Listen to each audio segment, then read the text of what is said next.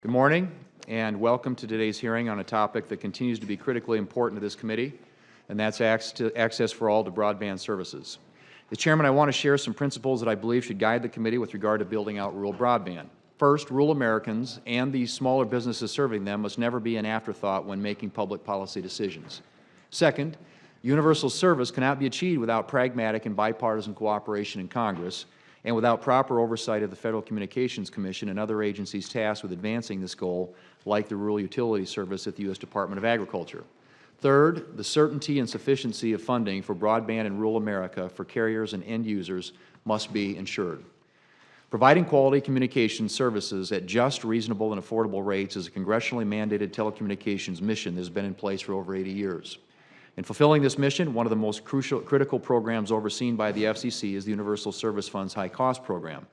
It's been more than a year since Chairman Pai, Commissioner Carr, and Commissioner Rosenworcel sat before this committee and committed to conducting thorough economic analysis of the impact of USF funding cuts on broadband deployment in rural areas before allowing any further reduction in the percentage of cost recovery for high-cost areas. Since that time, however, the cuts resulting from the FCC's budget control mechanism have increased by almost 25%. 25%. There's been no economic analysis of what these cuts are doing to rural America, what they're doing to rural jobs, rural economic development, and the ability to live and learn, work, and play in communities like Pierce, South Dakota, or Ocean Point, Hawaii, Yankton, South Dakota, or Yakima, Washington. The FCC has not conducted an analysis of what insufficient and unpredictable funding is doing to the companies trying to deploy broadband under some of the most difficult circumstances in America. This is simply unacceptable. The FCC's failure to ensure sufficient and predictable funding jeopardizes the vitality of America's rural communities and makes it much, much harder for our witnesses and others like them to deploy broadband. The impact of the FCC's failure is even greater in America's tribal lands. The challenge of deploying broadband in these areas is often greater than in rural America more generally, and so the impact of uncertain and insufficient funding is even more severe for tribal communities in desperate need of the communications infrastructure that brings more jobs and improved education resources. Just yesterday, I, along with the rest of the South Dakota delegation, sent a letter to Chairman Pai where we laid out a strong case for immediate FCC action to restore sufficiency and predictability to the high-cost program. In my home state of South Dakota, support for rural carriers will be cut by more than $11 million over a 12-month period if the FCC does not act by the end of the year. That is just the impact on South Dakota. These cuts could cause providers to halt or cancel broadband build-out, reducing the availability of broadband throughout rural America. This could also cause an increase to the cost of service to those who already receive service, putting at risk investments already made. Such an action by the FCC would be contrary to its mission. Another issue the committee has frequently examined is broadband mapping and how our current maps are insufficient. Without accurate maps, we cannot build out broadband truly unserved areas. On a more positive note, I am heartened to see FCC Chairman Pai planning for an auction for the Remote Areas Fund to provide service to extremely high-cost areas, including both rate of return and price cap areas. I'm interested in seeing a tech-neutral approach for future support from programs like the Remote Areas Fund, ensuring wireline service, fixed and mobile wireless service, and satellite service all have a part to play in connecting Americans to next-generation broadband service. As I said at the beginning of my statement, rural Americans should never be left behind their urban counterparts. That's why I'm happy to have a panel of individuals who are uniquely qualified to speak to the real-life challenges of running broadband in rural America. I want to thank our panel to Washington and look forward to hearing from all of you momentarily. And I will now recognize our ranking member, my neighbor from Minnesota, Senator Klobuchar, for an opening statement. Thank you very much, Mr. Chairman. And like our neighbors in South Dakota, we have many tribal lands, and I have noted many times visiting them the issues with broadband. This is the infrastructure challenge of our generation. I remember back we'll get started. We have a great panel. Mr. Denny Law is the General Manager and CEO of Golden West Telecommunications. He's joined by Ms. Mona Thompson, who's the General Manager of the Cheyenne River Sioux Tribe Telephone Authority.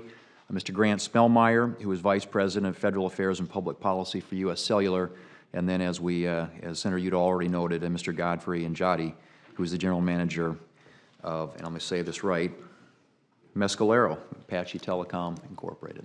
It's great to have all of you here. We look forward to hearing from you. If you could confine your oral remarks to no more than about 5 minutes, we'll make sure that your entire statements are included as part of the permanent record, and we'll look forward to interacting with you. So, Mr. Law, please proceed.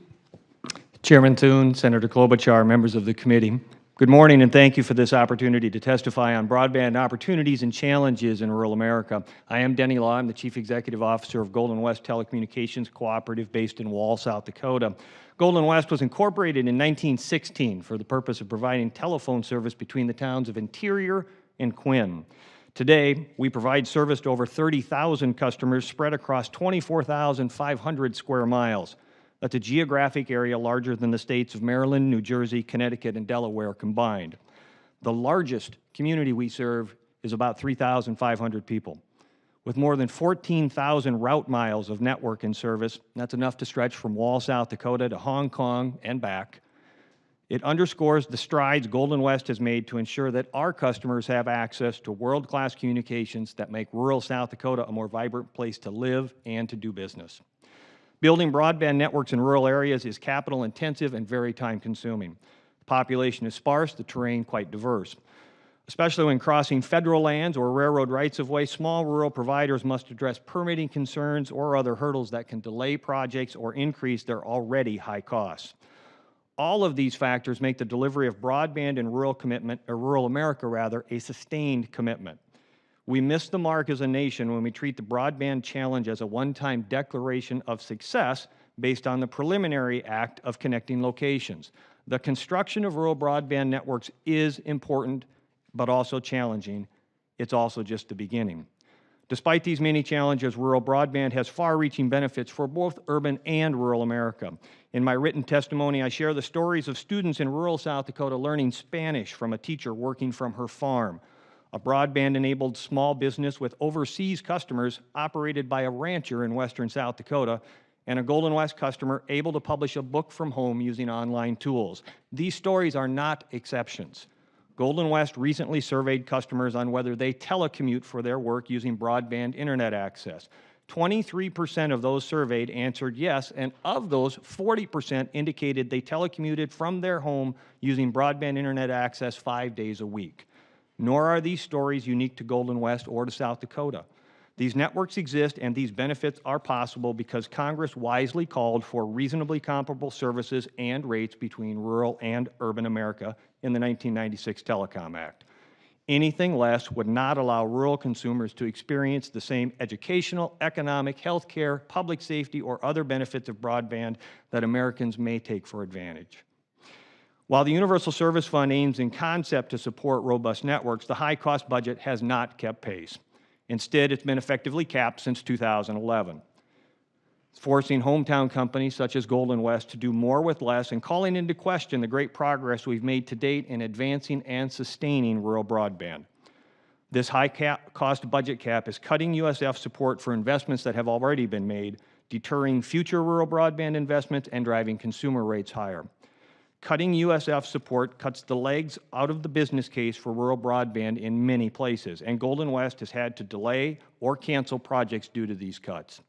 If we want to make progress as a nation towards universal broadband, we need to return to a predictable and sufficient mechanism as contemplated by Congress in '96 and required by law. Fortunately, policymakers across Washington, D.C. have expressed concern about the USF budget shortfalls. Earlier this year, more than 190 members of Congress signed letters to the FCC urging prompt action on this issue, and a window of opportunity now exists. FCC Chairman Pai and several other FCC commissioners have indicated their intent to resolve concerns about the budget shortfalls by the end of this year. We are grateful that they apparently plan to take action, and we are also thankful to those of you in Congress who have supported our efforts. Of course, once the business case can be made to build a network, one still needs the upfront capital to do so. This is where the Rural Utility Service, or RUS, has been so important. RUS telecommunications lending has helped enable and unleash billions of dollars in private capital investment for rural communications infrastructure. As Congress works to update RUS programs, rural providers believe we must update these programs and aim for more robust services and higher speeds. It is also important, however, to ensure the efficient use of limited federal resources by targeting those resources carefully. It is particularly important to ensure that new networks built leveraging new federal programs will not undermine the sustainability of networks already in place leveraging other federal resources. Coordination is essential to sustain rural broadband. Golden West thanks this committee for its leadership on and interest in rural broadband, and we look forward to working with you to realize a vision of true universal service form in the robust and sustainable networks that will deliver reliable, high quality, and affordable communication services throughout rural America now and in the future. Thank you, Mr. Law. Ms. Thompson. Chairman Thune, Senator Klobuchar, and members of the committee, good morning, and thank you for the opportunity to testify on broadband opportunities and challenges in rural America. I am Mona Thompson, General Manager of the Cheyenne River Sioux Tribe Telephone Authority in Eagle Butte, South Dakota. Today I will describe the unique challenges of operating in rural America generally and tribal areas specifically, as well as the struggles going into deploying a rural network. Midako Yapi, Chante Washte, Nape, Chiuzahapi, my relatives, I shake your hands with a good heart. The Cheyenne River Sioux Tribe is a federally recognized tribe. It is also known as the Cheyenne River Lakota Nation. At 4,226 square miles, the Cheyenne River Indian Reservation is the fourth largest Indian reservation in the United States.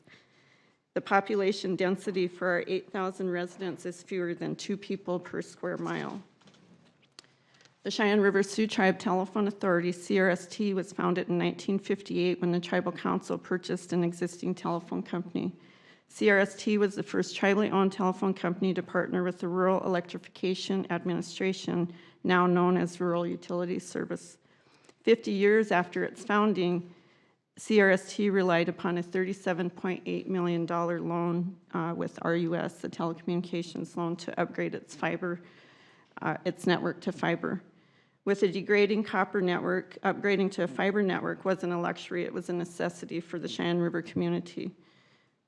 Before upgrading to fiber, our copper network couldn't handle a DSL connection further than 3 miles away from our central offices, leaving many without access to even minimal broadband connection, and we actually had dial-up service, which was horrible. In fact, the copper plant was in such poor shape that our customers living out of town would oftentimes receive static over their phone lines when it would rain.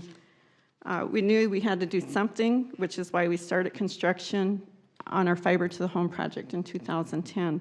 However, a couple of years into the project, we became very concerned about continuing that construction. Over the winter months, we had a meeting to discuss whether to continue that project or not.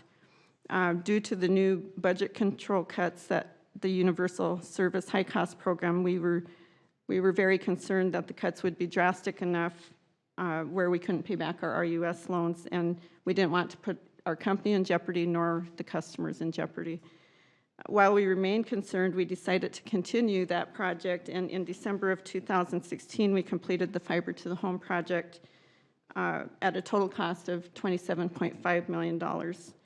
And that deployed over 1,500 miles of fiber throughout the reservation in Dewey and Ziebach counties in South Dakota. I'm very happy we continued with the fiber build-out because it was the right thing to do, but cuts to the USF support mechanism that keeps our operations ongoing are still happening today. The impact from this year's cuts will result in $500,000 less support than we anticipated to receive from the USF. As a general manager of a small company, cuts of this size are what keep me up at night and make me concerned about maintaining our operations in the future. Despite these challenges, CRST delivers voice, broadband, and other advanced services across a cutting-edge network that is essential for economic productivity, healthcare, and education. Federal high-cost support and RUS programs are essential to making this happen. These gains in rural broadband can be achieved only if sound policies support both the deployment and ongoing operation of broadband infrastructure in rural America. Sufficient and predictable universal service support is necessary to ensure that rural providers have reliable resources to deploy and maintain better broadband. RUS loan and grant programs are also a vital piece of this puzzle. providing financing to move forward with critical infrastructure projects in deeply rural areas and tribal lands. Together, USF and RUS financing programs allow local community-based providers like R-S.D to deliver better broadband and the benefits that it empowers. Thank you very much for this opportunity to address this committee. Thank you, Ms. Thompson. Mr. Spellman.